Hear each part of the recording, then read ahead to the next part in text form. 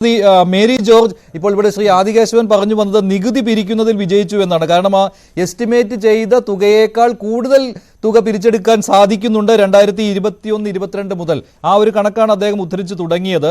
അതിൽ ഈ വർഷത്തെ കഴിഞ്ഞിട്ടില്ല, പക്ഷേ ഏറ്റവും അവസാനത്തെ ക്വാർട്ടറിൽ പോലും അത് എസ്റ്റിമേറ്റ് ചെയ്തതിനേക്കാൾ ഭംഗിയായിട്ട് ചെയ്തിട്ടുണ്ട് എന്നാണ്. ഞാൻ ഇന്നൊരു പ്രസ്താവന വായിച്ചു. അത് നമ്മുടെ ധനമന്ത്രി, സംസ്ഥാന ധനമന്ത്രി KN ബാലഗോപാലിൻ്റെതാണ്.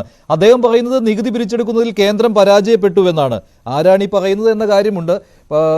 സംസ്ഥാന സർക്കാർ ഏത് രീതിയിലാണ് നികുതി പിരിച്ചെടുക്കുന്നത് വിജയിച്ചിരിക്കുന്നത് എന്നുകൂടി അദ്ദേഹം വ്യക്തമാക്കേണ്ടതുണ്ട്. ശ്രീമതി മേരി ജോർജ്, ഇങ്ങനെ ശ്രീ ആദികേശവൻ പറഞ്ഞു വന്ന ഈ കാര്യം അത് യാഥാർത്ഥ്യമുള്ളതാണോ അതോ താങ്കൾക്ക് യോജിക്കാൻ പറ്റാത്തതാണോ?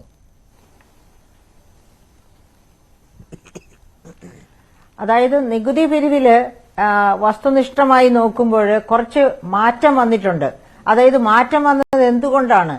ഈ കഴിഞ്ഞ കാലഘട്ടങ്ങളിലൊക്കെ GST വന്നത് മുതലുള്ള 5 വർഷവും GSTയെ സമചിത്തതയോടെ നേരിട്ട് അതിലെ പാകപ്പിഴകൾ മാറ്റാൻ, ആ സോഫ്റ്റ്വെയറിലേക്കുള്ള പ്രശ്നങ്ങളെ എല്ലാം മാറ്റാനായിട്ടുള്ള ശ്രമങ്ങൾ നടത്തിയിട്ടുണ്ട്. അതിനാണ് 2017 നവംബറിൽ തന്നെ national anti profiteering authority of India എന്നൊരു ഇൻസ്റ്റിറ്റ്യൂഷൻ കേന്ദ്ര ഗവൺമെന്റ് സ്ഥാപിച്ചത്.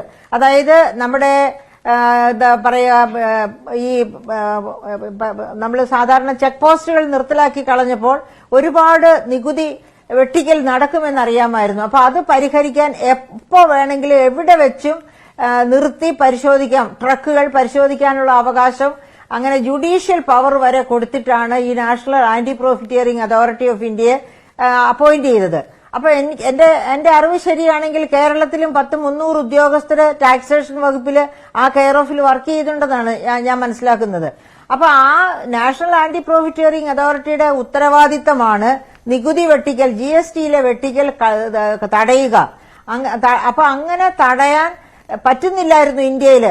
2022 ബജറ്റിന് മുൻപ് നിർമ്മല സീതാരാമൻ ഈ പറയപ്പെട്ട കമ്മിറ്റിയോട് പറഞ്ഞു, നിങ്ങൾ വളരെ ശക്തിയായിട്ട് പ്രവർത്തിക്കണം, പ്രവർത്തിച്ച് കുറ്റക്കാരെ കണ്ടുപിടിക്കണം, നികുതി വർധനവ് റിയൽ ആക്കണമെന്ന്.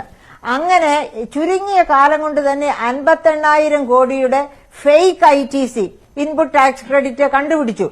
അതിനുശേഷമാണ് നിർമ്മല സീതാരാമൻ ഓരോ ഈ ഫേക്ക് ITC ഉണ്ടാകാതിരിക്കാൻ വേണ്ടി ഇൻപുട്ട് ടാക്സ് ക്രെഡിറ്റിന് അപ്ലൈ ചെയ്യുമ്പോൾ കൺസേൺഡ് കമ്പനിയുടെ അല്ലെങ്കിൽ വ്യക്തിയുടെ ആധാർ നമ്പർ കൂടി രജിസ്റ്റർ ചെയ്യണമെന്ന് പറഞ്ഞത്.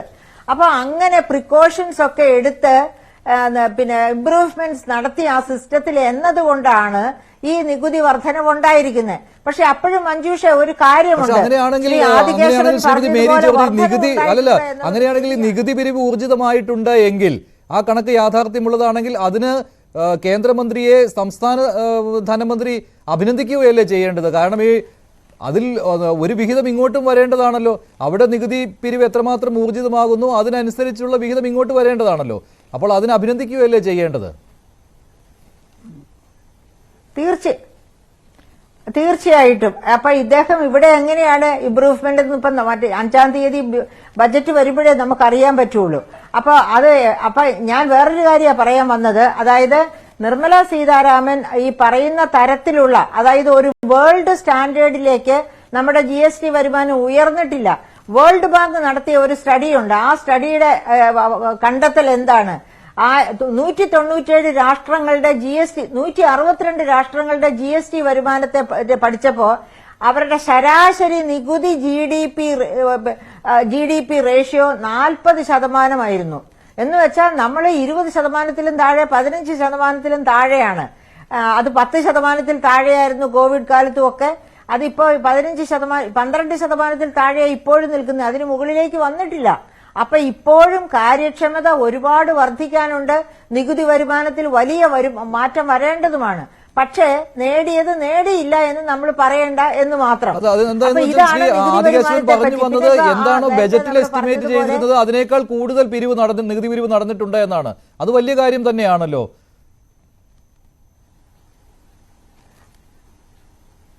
തീർച്ചയായിട്ടും അത് വലിയ കാര്യം. അത് വലിയ കാര്യം എന്ന് പറയുമ്പോൾ അത് ചെറുതാകുന്നത് ഞാൻ ഈ പറഞ്ഞതുപോലെ ലോക ശരാശരിയുമായിട്ട് താരതമ്യം ചെയ്യുമ്പോഴാണ് നമ്മുടെ കണ്ടെത്തൽ ചെറുതായി പോകുന്നത്. അപ്പൊ നമ്മൾ വേൾഡ് സ്റ്റാൻഡേർഡിലേക്ക് തന്നെ നമ്മുടെ നികുതി സമാഹരണ GDP റേഷ്യോ കൊണ്ടെത്തിക്കണം. എങ്കിൽ മാത്രമേ നമ്മുടെ വികസനത്തിന് ആവശ്യമായ തരത്തിൽ വിഭവ സമാഹരണം സാധ്യമാകൂ. അതുകൊണ്ടാണ് ഈ വേൾഡ് ആവറേജ് ഞാൻ പറഞ്ഞത്. അപ്പൊ അതിന്റെ അടുത്തെങ്ങും എത്തിയിട്ടില്ല എന്നുള്ളതാണ് സത്യം. പിന്നെ ഇപ്പൊ നമ്മൾ ബജറ്റിലേക്ക് പോകുകയാണെങ്കിൽ ഇപ്പൊ ആദ്യം തന്നെ പറഞ്ഞല്ലോ, അതായത് ഗരീബി, അതായത് പാവപ്പെട്ടവര്, അത് കഴിഞ്ഞാൽ പിന്നെ കർഷകര്, അത് കഴിഞ്ഞാൽ മഹിളകള്, യൂത്ത്. ഇപ്പൊ യൂത്തിന്റെ കാര്യം ഞാൻ കർഷകരുടെ ഒക്കെ കാര്യം എനിക്ക് പറയാനുണ്ട്. പക്ഷെ യൂത്തിന്റെ കാര്യം ഞാൻ എടുക്കട്ടെ.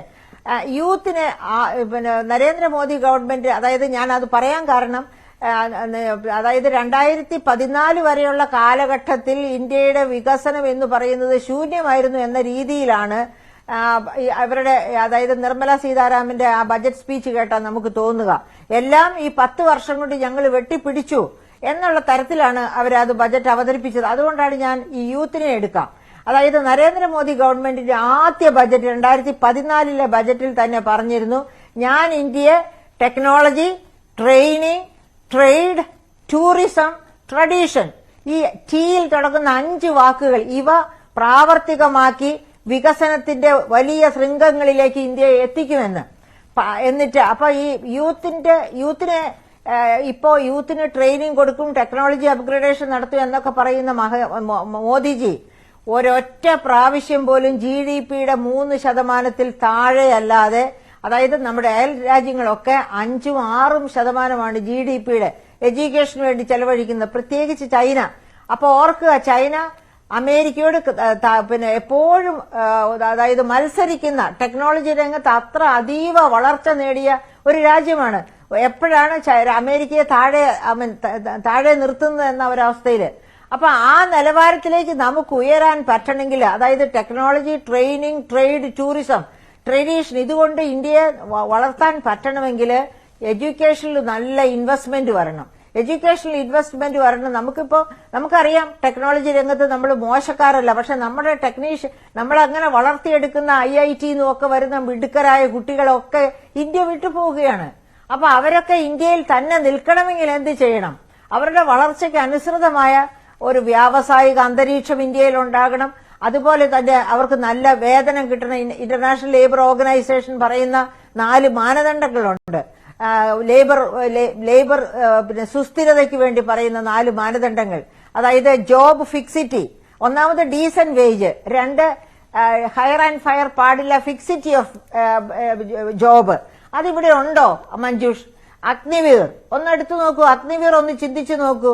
2 വർഷത്തേക്കോ 3 വർഷത്തേക്കോ അല്ലേ അഗ്നിവീർ എന്ന് പറഞ്ഞിട്ട് സേനയിലേക്ക് ആൾക്കാരെ റിക്രൂട്ട് ചെയ്യുന്നത്. അത് കഴിഞ്ഞ് ഇറങ്ങിയാൽ അവരെവിടെ പോകും? അതിൽ നിന്ന് ഒരു ചെറിയ ശതമാനത്തിന് പിന്നെ അപ്പോയിന്റ്മെന്റ് കിട്ടും. പക്ഷെ ബാക്കിയുള്ളവരെല്ലാം പുറത്താകും. അപ്പോൾ ഈ സുസ്ഥിര തൊഴില് എന്ന ആ കോൺസെപ്റ്റ് ILOയുടെ 2000 കൺവെൻഷനിലെ ഈ ഡീസന്റ് വേജ് എന്ന ആ കൺവെൻഷൻ കോൺസെപ്റ്റില് ഇന്ത്യയും സിഗ്നറ്ററിയാണ്.